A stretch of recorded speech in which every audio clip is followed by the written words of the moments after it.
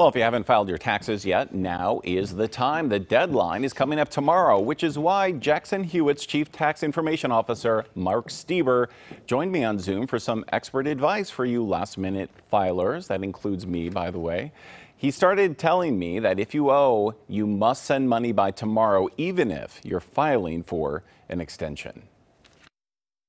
You have to pay the money that is due with your taxes by the deadline, by midnight on the 18th with the extension, or you risk an underpayment penalty and a failure to pay penalty. So you have to pay the taxes in with the extension. A lot of people also think that because it's titled an automatic 6-month extension, you don't really have to do anything. Well, that's not true either. You do have to file that form either by paper or electronic or online, but you do need to send in something both for the federal and for the state in many cases to be compliant with the failure to file requirement. So you have to have something in or you'll get the failure to file. And if you don't pay and you owe, failure to pay. And it's important to note that the failure to file penalty is 10 times bigger than the failure to pay. So anybody who's sitting out there going, yeah, I'm not going to get around to it.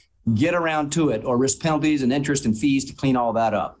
Let's talk a moment about the people who have already filed this year, the lucky ones. Many people might think at this point. The IRS says that about 70 million of those actually have a refund already, and those refunds appear to be about 10% higher this year. So what's going on? Why is that happening? Yeah. It's a very good year for taxpayers. I'm not really sure why all these people are waiting. Refunds are in fact up, and that's all a direct result of all the tax law changes that took place in 2021. New child tax credit of up to $3,600, fully refundable. Dependent care credit up to $8,000, fully refundable. New earned income credit for a single taxpayer, $1,500, and it used to be a few hundred. So there's a lot more benefits, a lot more complexity accordingly, but a lot of people are getting some well-needed money when they file their taxes. And as I said at the start, 3 out of 4 taxpayers are currently getting a tax refund, and we expect that statistic to hold, all the way through the deadline tomorrow. Well, let's talk about what's going on with the IRS.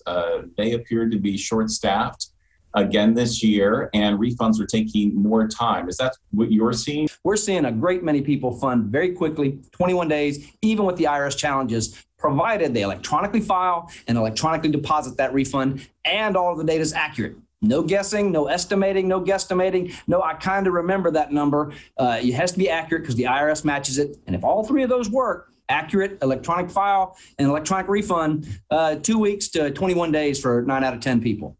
All right, Mark. So the final question is, it is that time of year. So many people making these financial disclosures, expecting money back, and that breeds a whole other world of people that are trying to get that money, scams. What are you seeing this year? Are we seeing more problems than in the past? Is there anything to warn people about right off the start? Yep, certainly seeing more stealers and scammers and attempts to steal money.